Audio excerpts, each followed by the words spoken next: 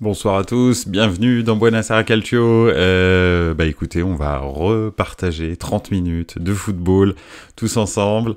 J'espère que vous allez bien. Bonsoir à tous et Forza Giroud et Forza Leao dit au JCRM. Bah écoute, ça me touche, venu de ta part. Merci beaucoup. J'ai passé effectivement une très très bonne soirée mardi soir.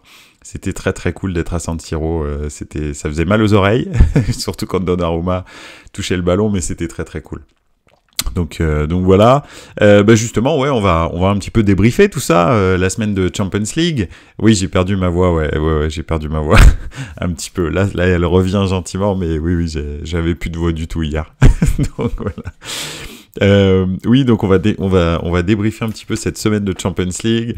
J'ai abordé 3 sujets, mais bien entendu, vous le savez, on aborde tous les sujets que vous voulez dans Buonasera Calcio, tant qu'on parle de foot, bien sûr.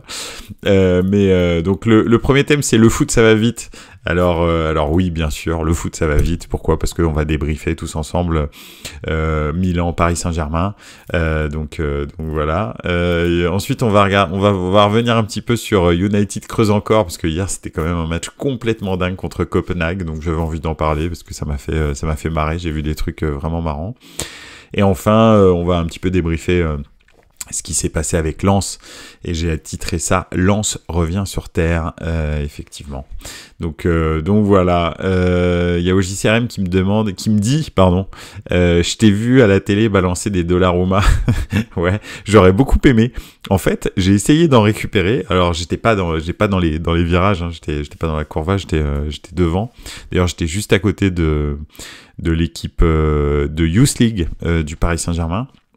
Donc j'ai vu Yohan Cabaye, Papus Camara, Ethan Mbappé, puis tous les joueurs de la Youth League qui avaient perdu. D'ailleurs, en Youth League, ils ont perdu à la 94e minute le match de Youth League contre Milan avec un but de Camarda. Donc voilà. Et en l'occurrence, donc j'étais juste sur le côté et je n'ai pas réussi à trouver $1. Donc voilà, j'espérais en pouvoir en récupérer après le match, impossible. Donc voilà. Ouais, Pipovici qui dit le but de Camarda, bah oui, c'est un retourné. Il faut savoir que Camarda, il a 15 ans. Il joue en Youth League, donc en moins de 19. Et il y a 2 saisons, je crois que c'est 2 saisons ou 3 saisons, il a marqué 247 buts en 50 matchs. C'est un extraterrestre.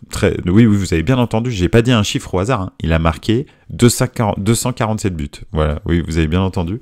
Et Camarda, c'est un vrai crack. Donc Milan attend ses 16 ans pour lui faire signer un contrat de 3 ans. Alors c'est un numéro 9, on verra ce que ça donne. Hein. Voilà, je sais pas si vous savez bien qu'il y en a beaucoup qui sont des cracks et puis qui deviennent que dalle. Hein. Nous on a au Milan la jurisprudence Hakim Mastour. Je sais pas si vous vous souvenez de lui, mais bon, on verra bien. Pipovici, le but de Camarda, oh là là, et il s'envole sur son but. Olivier Tom, on aurait dit, ouais, le retourné de Camarda en Youth League, il est incroyable. Hein. Si vous pouvez aller le voir sur YouTube, c'est fou. Donc voilà.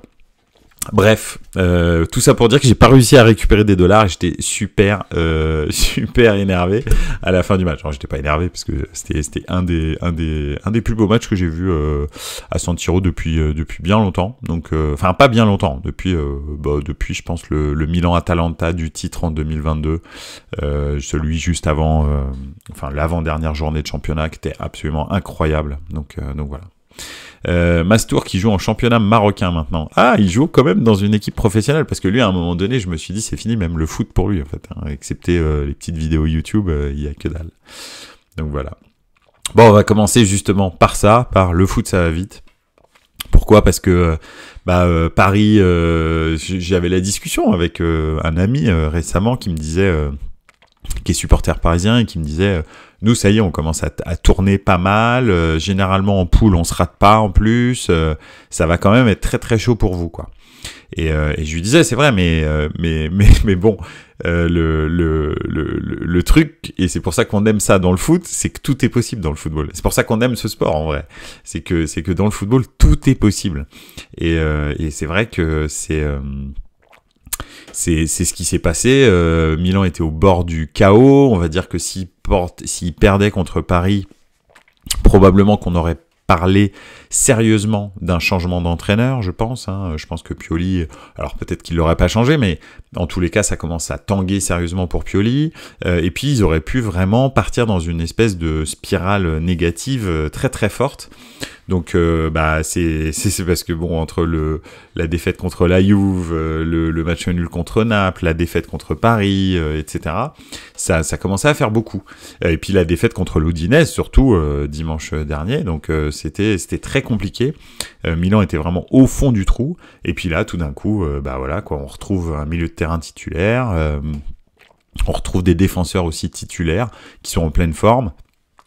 Et puis en attaque, il y a Leao qui se met enfin au niveau de son talent, parce que très clairement c'est ça qui s'est passé.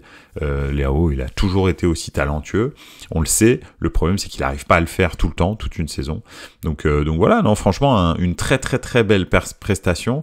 Et bien sûr, au JCRM, il a tout à fait raison. Le retour de Loftus-Cheek, c'est quand tu as le milieu de terrain titulaire, c'est-à-dire Reinders, Loftus-Cheek, et là en l'occurrence c'était Moussa, mais j'espère que bientôt ce sera Bennacer. Je le dis depuis plusieurs semaines, vous me l'avez entendu dire ici sur Buonasera Calcio plusieurs fois. Ce milieu de terrain-là n'a pas grand-chose à envier en tous les cas au milieu de terrain du Paris Saint-Germain. Même je suis quasi sûr qu'ils sont très supérieurs au milieu de terrain du Paris Saint-Germain. C'est ce qu'ils ont marqué, c'est ce qu'ils ont montré avant-hier soir, et c'est vrai qu'en revanche, quand tu mets Krunic dans l'histoire, qui est hors de forme, il faut quand même être juste avec lui, quand tu mets Krunic, quand tu mets Moussa pas devant la défense, mais que tu le mets plus haut et que t'as pas le volume physique que Loftus-Cheek offre, c'est pas la même histoire. Et puis quand t'as pas Pulisic en forme aussi comme il l'était mardi soir, Leao en forme, Giroud en forme, etc. Bref, c'est pas la même équipe, donc clairement. Mais bon. Voilà. En tous les cas, ils se sont réveillés au bon moment. Maintenant, il faut confirmer contre Lecce. Et voilà. Après, côté Paris Saint-Germain, tout n'a pas été acheté. Je trouve que, très honnêtement, Donnarumma a fait un bon match. Alors qu'il a quand même subi une pression incroyable. Je vous le dis, des ambiances comme j'ai vécu mardi soir, c'est très rare dans un match de foot. C'est très rare même à San Siro. C'était une ambiance extraordinaire. Et extraordinairement délétère pour Donnarumma. C'est-à-dire que dès qu'il touchait la balle, je sais pas si ça s'entendait à la télé, mais c'était incroyable. Et puis son entrée en jeu quand il vient, son entrée pour l'échauffement, tout était cauchemardesque pour lui. Et puis bon, sa maman aussi, je veux dire, on en a parlé beaucoup toute la soirée. Donc malheureusement, la pauvre, j'espère qu'elle n'était pas devant la télé. Donc voilà, c'était vraiment compliqué. Donc voilà. Pipovici qui dit Calabria, profession, bloqueur de stars du football comme Mbappé ou Kvara. Oui, en fait, ce qui est marrant, c'est, j'avais vu un truc sur X où t'as Cafu quand il rencontre une superstar du foot, Calabria quand il se transforme, quand il rencontre une superstar du foot, et puis tu vois une photo de Cafu en fait. Donc oui, clairement, quand il rencontre vraiment un joueur de très haut niveau, je sais pas, dans sa tête, il a un déclic et il se met grave au niveau, quoi. C'est assez fou. Donc voilà, vraiment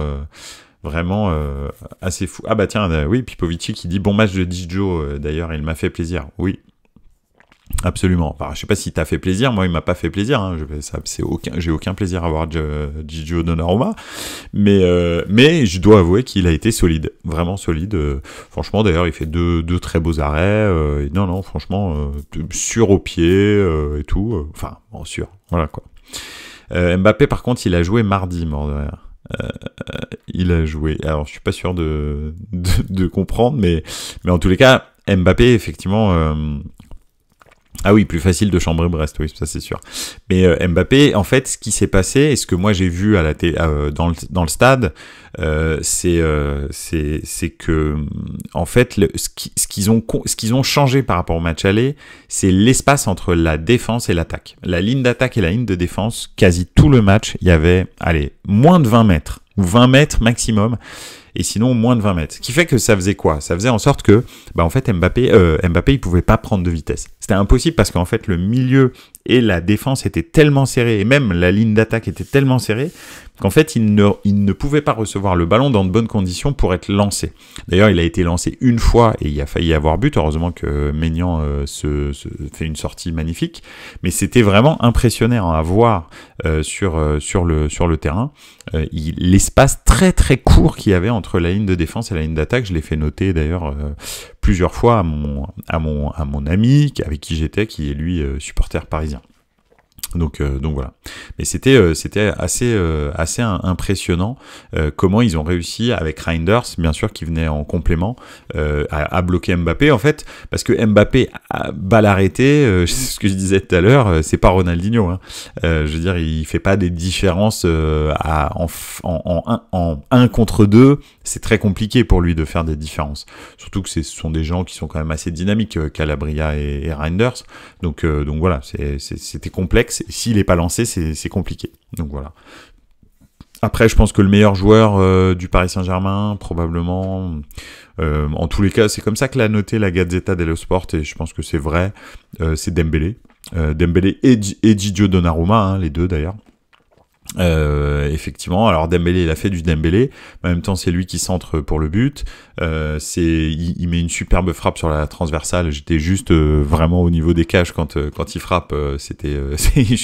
Mon cœur s'est arrêté. Il a raté un battement.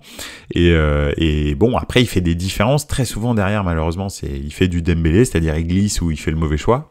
Mais ouais, c'était quand même assez spectaculaire la performance de Dembélé. Donc non, c'était pas mal. C'était un match relativement équilibré. Après, Milan a dominé au point, on va dire.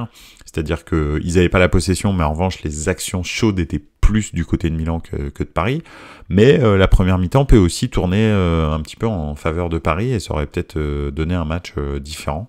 En tous les cas, c'était un match de haut niveau. Et ça, c'était cool. Nikaya, bonsoir. Et Nikaya qui dit Calabria, c'est comme Carvajal en Ligue des Champions. Ouais, c'est vrai que Carvajal, il est cramé, mais en Ligue des Champions, il arrive à se mettre un petit peu au niveau. Enfin, en tous les cas, c'est dernière saison, cette saison, on verra. Mais ouais. Le petit nouveau français Warren Zaïre-Emery a fait un bon match aussi. Oui, alors tu vois, je suis d'accord au JCRM, mais comparé au match aller où il a rayonné, même physiquement, il a dominé un peu tout le monde. Bah là, très clairement, c'est pas la fête, hein. Donc voilà. Mais bon, écoute, c'est déjà pas mal. Okutonujo qui nous rejoint et qui nous dit 2-1 pour Servette, il sort du stade. Bah bravo, félicitations, c'est bien ça. Ils ont gagné contre qui ce soir? C'est le Slavia ou un truc dans le genre, non? Enfin bon, si t'arrives à nous dire quel club il jouait ce soir.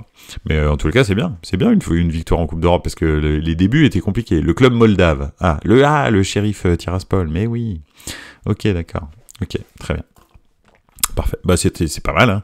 Faut pas oublier que le shérif Tiraspol a gagné à Barnabéu, hein, il y a 2 ans en phase de poule. Donc voilà. Le trio du milieu de Milan, c'était inédit, et c'était le meilleur trio possible qu'on peut aligner. Ouais, pour l'instant, bien sûr. C'est clair que j'espère qu'en revanche, quand il va retirer Moussa et qu'il va mettre Bennacer, ce milieu sera encore meilleur. Parce que très clairement, Bennacer, c'est vraiment le niveau au-dessus techniquement de Moussa, et même physiquement en fait. Mais en tous les cas, Moussa a fait un super match, et tu vois, il l'avait jamais mis encore en numéro 6. Il le mettait toujours en milieu relayeur sur la droite, généralement en numéro 8, à la place de Loftus-Cheek en fait. Et c'est plutôt une super trouvaille, parce que je trouve qu'il a fait un très très bon match, Moussa. Donc voilà, alors moins bon que Loftus-Cheek, parce que Loftus-Cheek, c'était je sais plus qui c'est qui disait ça, c'était Riolo qui disait, c'était John Alomou, Loftus-Cheek, mardi soir. Mais voilà. Donc écoutez, en tous les cas, Okutonujo qui est à vélo. Alors fais attention, hein, Okutonujo quand même, déconne pas. Essaye pas d'écrire des textos à vélo. Donc voilà. Mais oui, en tous les cas, très très très bon match du milieu. T'as tout à fait raison, Pipovici. Même c'est la clé, hein, c'est la clé du match, hein, très clairement. Après, Giroud a fait un match plein à tous les niveaux, c'est-à-dire défensivement, offensivement, vraiment top. Léao a été brillantissime. Il les a perturbés à chaque prise de balle. Chaque prise de balle, il y avait le feu, mais c'était la fête. Hein. Et puis Théo Hernandez a été très solide, on va dire, en tous les cas sérieux, beaucoup moins peut-être, on va dire, brillant offensivement, mais est-ce qu'il avait vraiment besoin avec un Léao à ce niveau-là? Et puis surtout, bah, il avait quand même Hakimi Dembélé dans son côté, hein, donc tu peux pas faire n'importe quoi. Donc voilà. Non, franchement, très très bien. Et puis Pulisic a fait aussi un très bon match. Il n'y a pas grand monde qui s'est trouvé hier soir, enfin mardi soir au Milan. Même Pulisic, il avait un client, c'était pas facile. Ouais, absolument, c'est clair, je suis d'accord. Mais bon. Voilà. En tous les cas, c'était un match très agréable à vivre, une ambiance absolument incroyable à San Siro. A priori, Milan va déménager en 2028 à San Donato, dans le nouveau stade, la cathédrale. En tous les cas, c'est ce qu'a priori il va se passer. Donc il vous reste jusqu'en 2028 pour aller voir la Scala du foot. Faut pas hésiter parce que vraiment c'est incroyable. J'espère que la cathédrale sera encore mieux. Moi je suis très content qu'ils aient un nouveau stade, un stade de 2023, mais c'est vrai que San Siro c'est quand même quelque chose d'assez extraordinaire à voir en termes d'intensité, de bruit, voilà. Alors après ça, c'est aussi le public de Milan qui fait ça, mais franchement c'est incroyable. Je vous conseille d'y aller une fois. Donc voilà, au moins une fois avant 2028. 2028, l'Inter et le Milan auront donc deux stades différents. Ouais, effectivement. Ouais. Ben, ce sera plutôt bien en fait. Je pense. Ce serait cool. Donc voilà. Voilà, en tous les cas, c'était pour ce match. Et le foot, ça va vite parce que Paris était au sommet. Et puis, bah, finalement, on prend quand même une jolie tatane. Et puis Milan était au fond du trou. Et puis là, tout d'un coup, se retrouve relancé tant en termes d'état d'esprit, de spirit que même au niveau des points dans ce groupe. Hein. Maintenant, tout est possible. Milan, pour être sûr d'être qualifié, doit marquer 6 points. Donc, gagner contre Newcastle et gagner contre Dortmund, mais avec 4 points, il pourrait aussi s'en sortir, ça dépendra un petit peu des résultats des autres. Donc voilà, on verra bien à ce moment-là. Voilà un petit peu. Et Dortmund, ils nous font bien mentir, absolument, parce que moi, je les voyais bons derniers, Dortmund, de ce groupe de 4. et en plus, d'ailleurs, la prestation contre le Bayern de ce week-end m'a pas non plus rassuré. Hein. Donc voilà. D'ailleurs, le Bayern s'est encore fait sacrément secoué. On va pas forcément aborder le sujet en détail, mais ils se sont quand même encore fait sacrément secouer par Galatasaray, dont je continue à dire que ça va être la surprise de la saison en Ligue des Champions, parce que à mon avis ils vont quand même sortir, parce que bon, vu le groupe moisi qu'ils ont avec Copenhague et Manchester United, voilà, je pense qu'ils vont quand même sortir des poules. Et je sais pas quelle est l'équipe qui sera première qui va prendre Galatasaray, mais ça va pas être un bon tirage. Je vous l'annonce tout de suite, c'est sûr et certain. United creuse encore, justement. Je sais pas si vous avez vu ce... Alors attends, je fais un petit tour dans les commentaires. Quand j'ai vu le tirage, j'avais dit que Paris ne passerait pas les poules. Tout le monde m'est tombé dessus. Et là, Paris a de gros matchs. Attention à eux. Ouais, effectivement. Bon, en tous les cas, je crois qu'ils reçoivent Newcastle au prochain tour. Et après, ils terminent à Dortmund, hein, il me semble. Donc voilà, et nous, on reçoit Dortmund et après, on va à Newcastle. Bon, franchement, c'est 2 matchs pour tout le monde. C'est 2 gros matchs pour tout le monde, hein, honnêtement. Ça va être compliqué, mais bon. Mais attention à eux, effectivement, je suis d'accord. C'est pas sûr que Paris sorte des poules. Après, est-ce que terminer 3e de poule, c'est pas cool pour Paris et aller taper une Ligue Europa? Franchement, c'est pourquoi pas. Hein. Ça peut être un bon objectif, hein, je trouve. Si tu la gagnes, en revanche, il faut la gagner. Sinon, ça sert à rien d'aller en Ligue Europa et de te faire sortir comme une victime. Mais bon. En tous les cas, oui, United hier, qui menait 2-0, tranquille, comme Baptiste, était à l'aise, ils menaient, ils étaient bien, tout le monde avait le sourire et tout. Puis tout d'un coup, je sais pas, Rashford, il a les fils qui se touchent. Je sais pas ce qu'il cherche à faire en fait, parce que la balle elle est super loin de son pied, il essaye d'écarter, je sais pas s'il essaye de se mettre en opposition, mettre son corps en opposition pour qu'il puisse pas toucher la balle. Bref, en tous les cas, vous avez vu cette action, il met son pied sur le tibia du joueur adverse, et puis voilà quoi, carton rouge. Donc voilà, je sais pas. Et finalement tout bascule en fait, mais tout bascule, c'est complètement dingue. Et bref, ils reviennent à 2-2, puis ensuite United se dit, ça y est, je m'en suis sorti 3-2. Et enfin, 3-3, 4-3 pour Copenhague. Enfin bon, bref, c'était catastrophique. C'était un match, mais que United prenait par le bon bout. Et tout d'un coup, c'était n'importe quoi.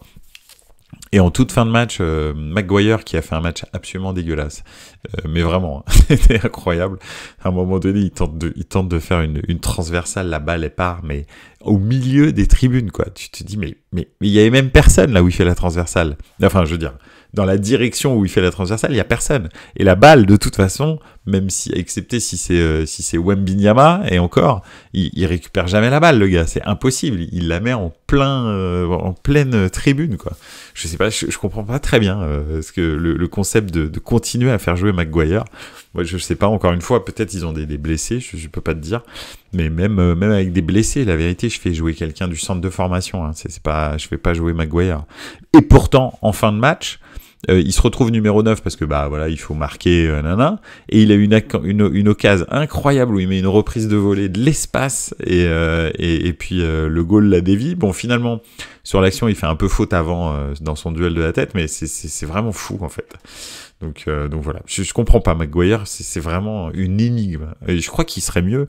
Le mec qui commentait hier, il disait, je pense qu'il serait mieux numéro 9. Ouais, en fait, vraiment, je pense qu'il serait mieux numéro 9. Un gros numéro 9 à la De Jong, c'est un truc, voilà quoi.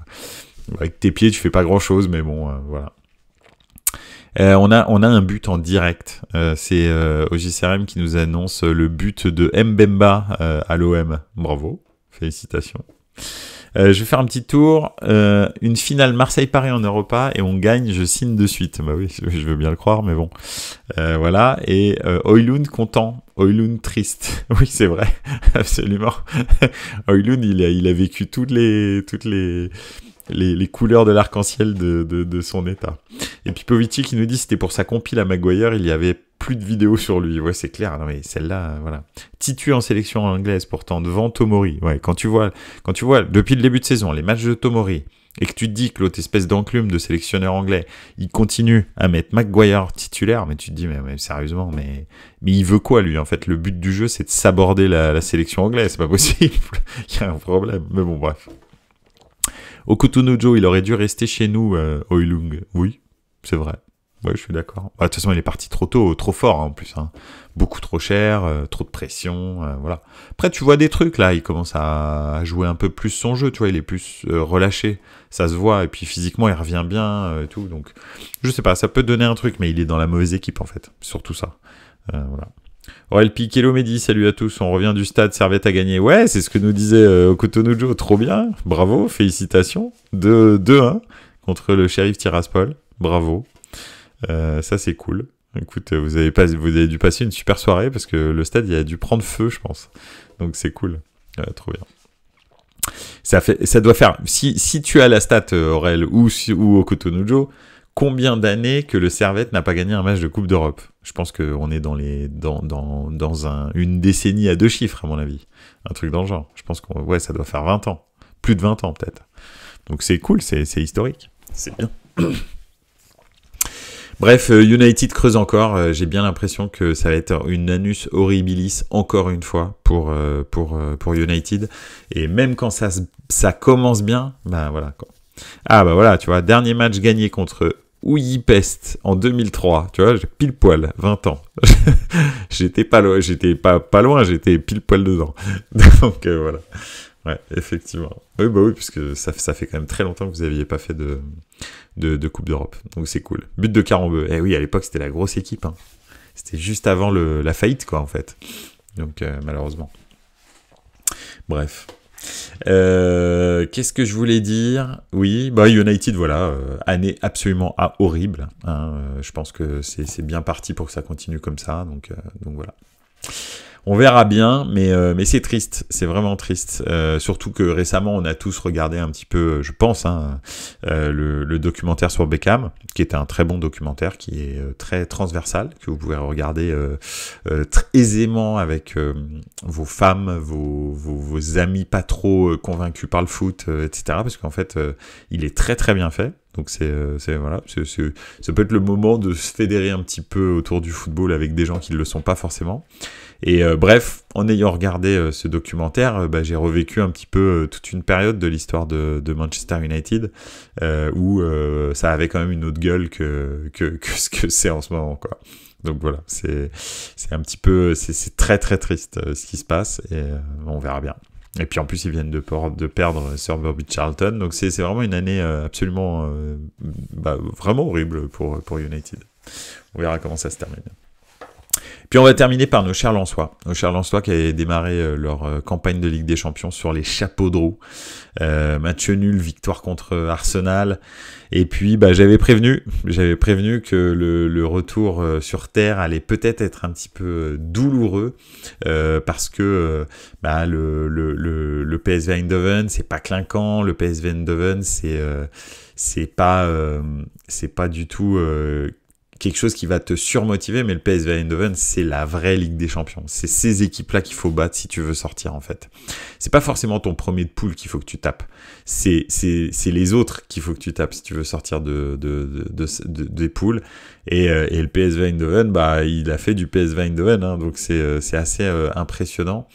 Ils ont vraiment gagné 1-0, c'était très très chaud, Lens a eu des occasions, mais moi ce que je remarque surtout c'est que malheureusement la réalité rattrape un petit peu le RC Lens, que c'est dommage et que potentiellement avec les résultats qu'il y a eu en plus de l'autre côté, ça va être un petit peu compliqué même de terminer 3e. Alors c'est déjà mieux que Arsenal gagne que ce soit qu'il y ait un match nul par exemple ou que ce soit à Séville par exemple, mais effectivement ça va être dur cette fin de campagne européenne, parce que contre le PSV les résultats aller et retour sont pas positifs, et puis là maintenant il faut confirmer ce que tu as fait contre le FC Séville et contre Arsenal, et je pense que ça va être quand même assez compliqué, il faut pas se mentir.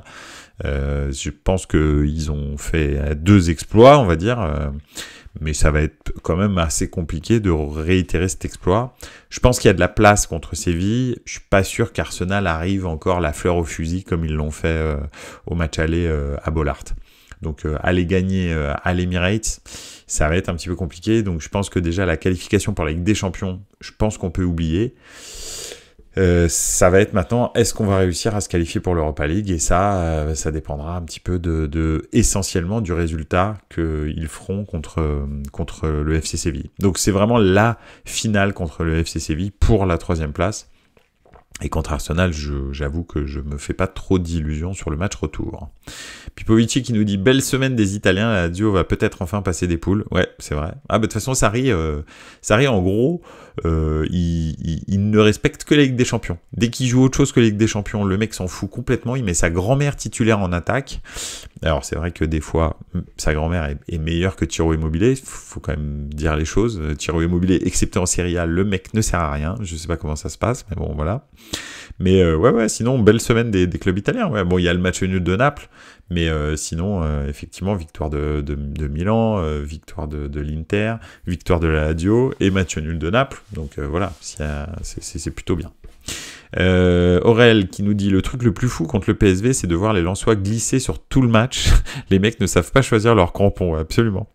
Sauf la Roma qui perd à Prague. Oui, c'est vrai. Non, je parlais de la Ligue des Champions. Hein. Non, c'est vrai que c'est pas terrible. Ils étaient menés 2-0. Je sais pas comment ça s'est terminé, mais c'était mené 2-0 là, juste avant que je prenne l'antenne, on va dire. Au JCRM, Lens qui va jouer Marseille dimanche. L'enchaînement des matchs pour Lens, c'est compliqué, c'est clair. Naples, j'ai regardé, ils se sont vus trop beaux. Ouais, puis c'était pas... je sais pas, j'ai pas trouvé ça... En fait, devant le but, ils sont stériles, Naples. Alors, c'est pas moi qui vais dire ça, ils nous en ont marqué 2, mais quand même, c'est assez... tu vois, même le but, en fait, ils le marquent, mais c'est pas vraiment un but, quoi. Enfin, ça rebondit sur Politano, il est là un peu par hasard. Bon, il a raison, mais voilà, quoi. Ciro Immobile qui a marqué son 200e but avec la Lazio mardi, dont 199 en Serie A, je pense. Un truc comme ça. Donc voilà. Aurel Pic, je crois qu'ils ont perdu 2-0, tout à fait. T'as raison. Enfin, en tous les cas, il y avait 2-0, donc voilà. Enfin, Union Berlin ou le mur de Berlin. Ouais, c'est clair. Non, mais c'est vrai, je suis d'accord, mais l'Union Berlin, ok, mais c'est quand même pas génial, ni en défense ni en attaque.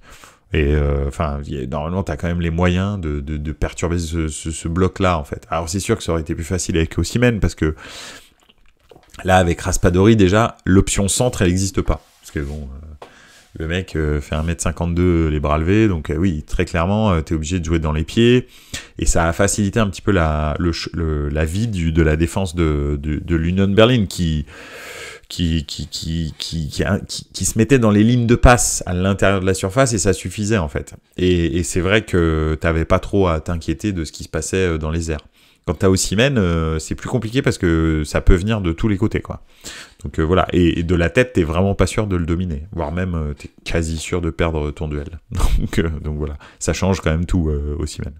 Comme on l'a vu avec, je sais pas, Milan et Loftus-Cheek ou des choses comme ça. Il y a des joueurs, ça change le jeu, quoi. Ça inverse les forces en présence, en fait. Donc voilà. Oui, en tous les cas, c'était pas un match super. En tous les cas, Lens revient sur terre et le match contre Séville va être absolument décisif.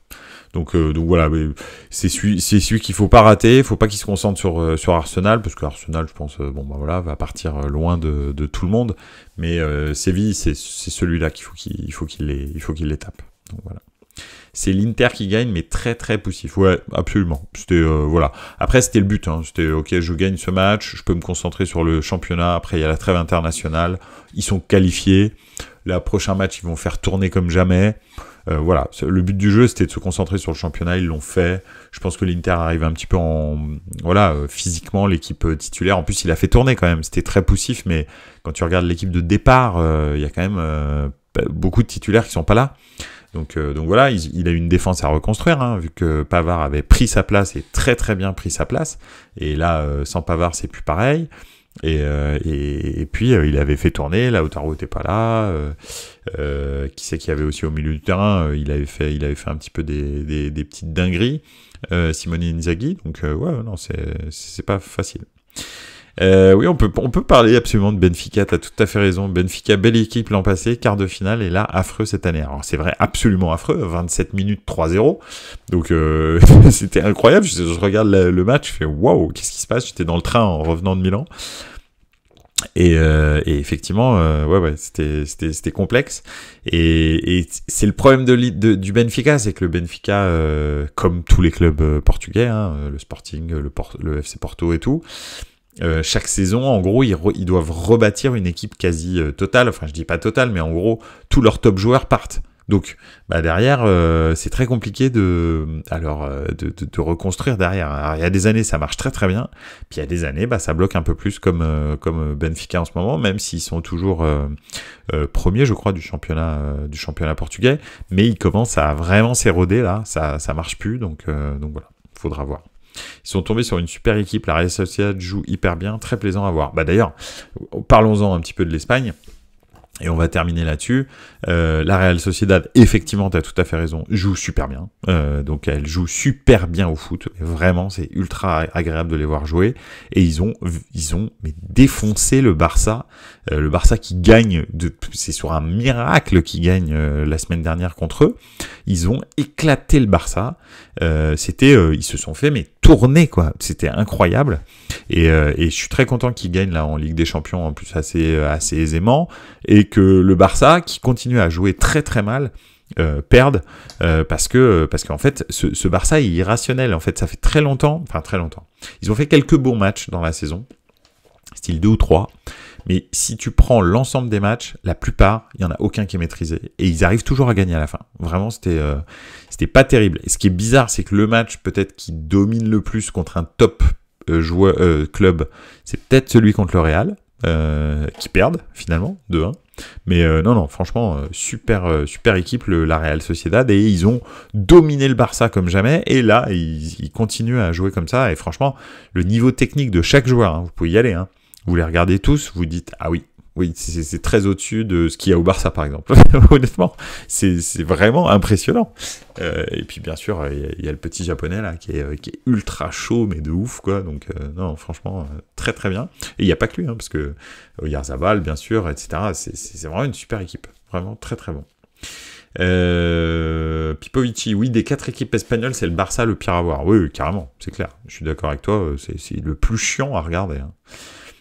Au JCRM, je les ai vus jouer contre le Real en championnat, il m'avait beaucoup impressionné. La Real Sociedad, ouais, absolument. Kubo, il mériterait un top club. Il va y aller. Il apprenait pas au Real, lui, absolument. Il appartenait au Real et en fait, ils l'ont jamais fait jouer.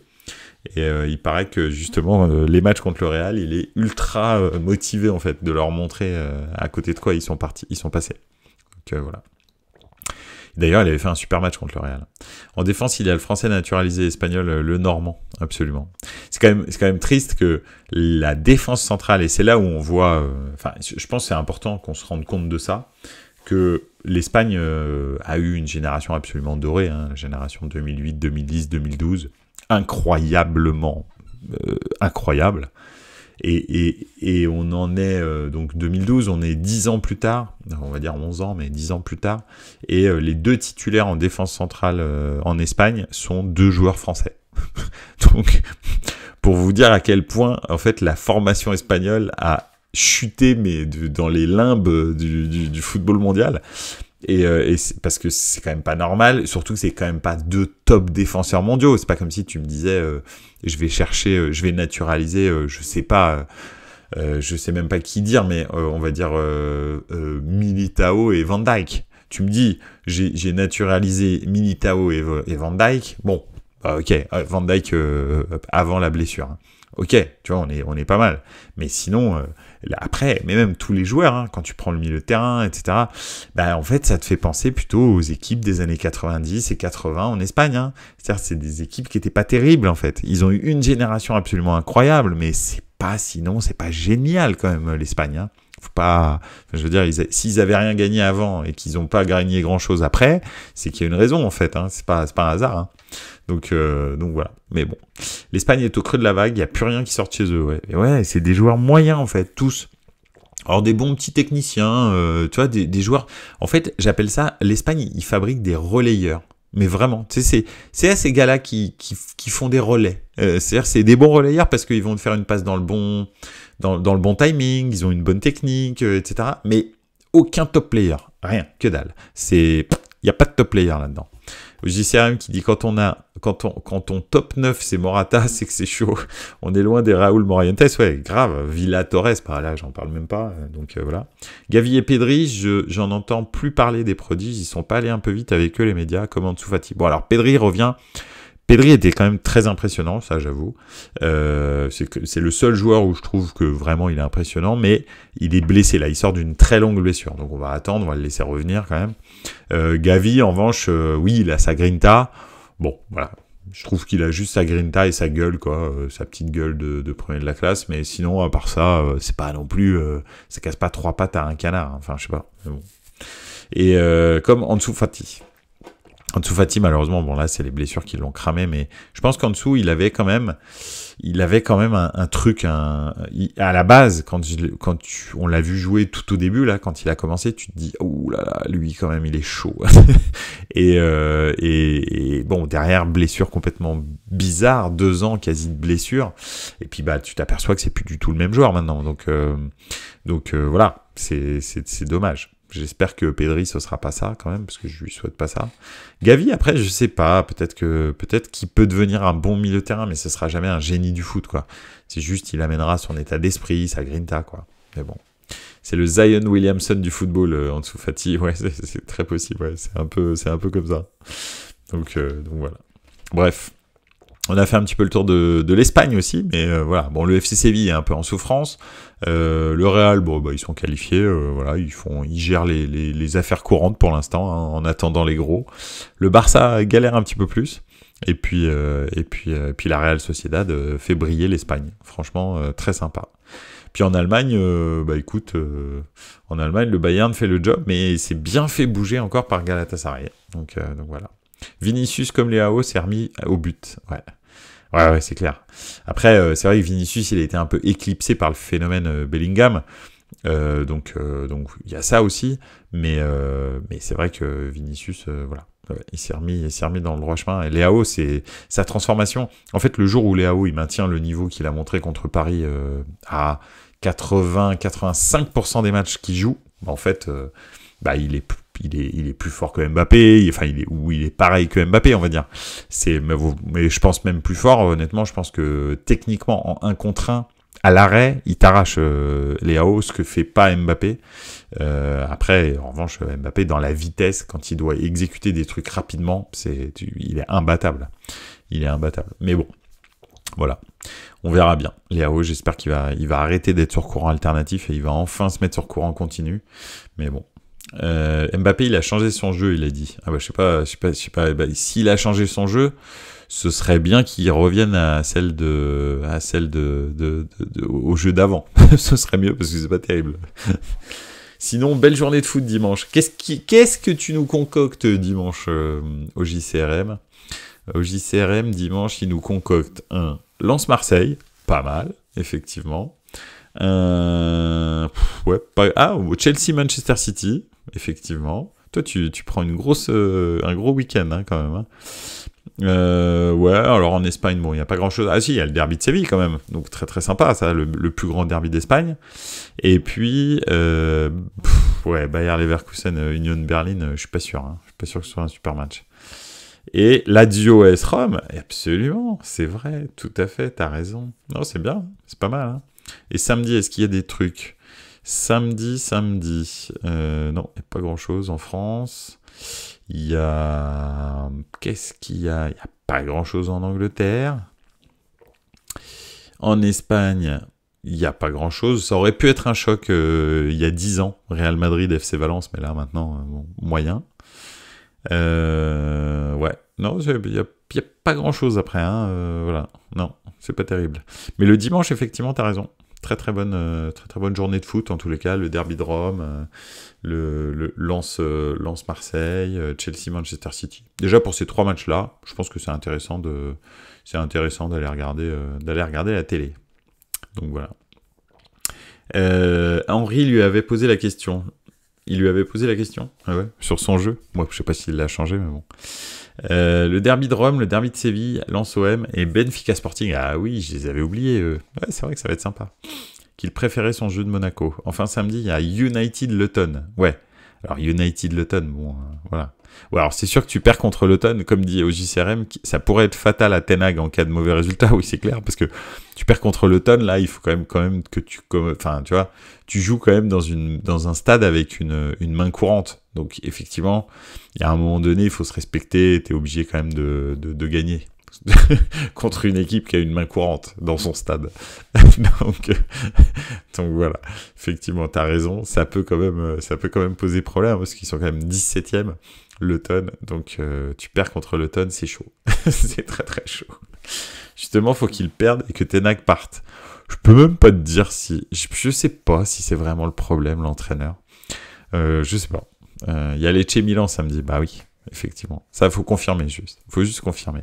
Si, ça m'intéresse Lecce Milan, mais j'en parle pas parce que ça n'intéresse que moi. donc voilà. C'est le problème, il y a que moi qui m'intéresse à Lecce Milan normalement. Enfin moi et Pipovici quoi. donc voilà. Bref. Voilà. Colombo, il est chaud en ce moment, c'est vrai, et tu vois, c'est quand tu vois Jovic sur le terrain et que tu te dis que il y a Colombo qui nous appartient, tu te dis mais pourquoi on a pris Jovic alors qu'on a Colombo? Enfin, je sais pas, tu pourrais lui dire qu'il va jouer quoi. Mais bon, bref, pour faire tourner Giroud, moi je préfère avoir un Colombo qu'un Jovic, hein, voilà, et de très très loin. Mais bon, bref. On verra. Il parle de Sesco à Milan. Hein. S'ils font Sesco, je suis ultra chaud. Moi aussi, ça m'intéresse, les Lecce Milan. Mais oui, au Cotonou, toi, je sais que ça t'intéresse. Mais toi, c'est autre chose. C'est parce que tu es un passionné de Serie A.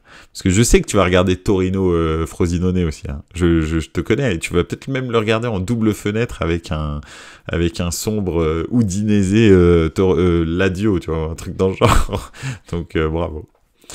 Sesco et Guirassy. Alors moi, Guirassy, je suis pas chaud du tout en revanche.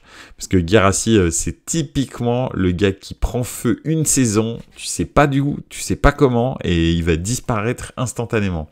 Sesco, c'est pas pareil. Tu sens le talent, c'est autre chose.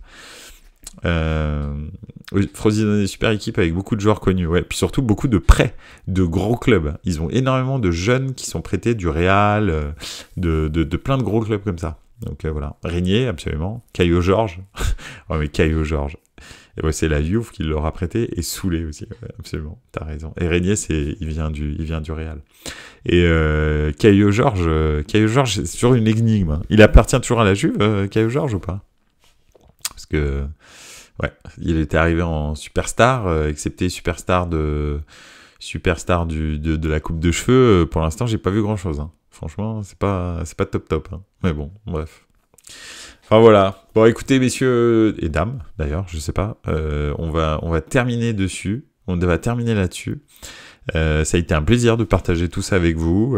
Voilà, j'ai passé bien sûr, vous doutez, une très bonne semaine de foot, une très bonne soirée aussi avec vous. Donc voilà, on se retrouvera lundi pour débriefer justement tous ces très gros matchs de dimanche. Ça va être cool, et peut-être un Manchester United Luton, va savoir. Donc voilà, et on se projettera peut-être sur un nouvel entraîneur de Manchester United. Voilà. Bon, merci beaucoup. Et puis n'oubliez pas, hein, vous pouvez me retrouver sur YouTube, sur Apple Podcast, sur toutes les plateformes de streaming. N'hésitez pas à partager et à liker. Et puis je crois qu'il y a eu une dinguerie aussi, j'en ai pas parlé, mais je pense qu'il y a eu une dinguerie de Toulouse FC, Toulouse FC contre Liverpool. Est-ce que finalement ils ont gagné Toulouse? Parce que j'ai pas regardé, mais ça c'était quand même complètement fou. Donc voilà, à un moment ils menaient 1-0, donc ils menaient 3-1 pardon. Donc je sais pas exactement. Hop là, est-ce qu'ils ont gagné? Juste, je termine là-dessus. Toulouse, Liverpool, ils ont gagné 3-2. Franchement, c'est complètement dingo. Donc voilà, trop bien. Bah, je suis très content pour Toulouse. Toulouse qui appartient au même propriétaire que Milan. Mais bon, c'est un hasard certainement. Donc voilà. Bon allez, je vous fais une excellente soirée, je vous fais plein de bisous, pardon, et je vous laisse passer une excellente soirée, et on se revoit lundi prochain, et n'oubliez pas, ciao les gars, ciao.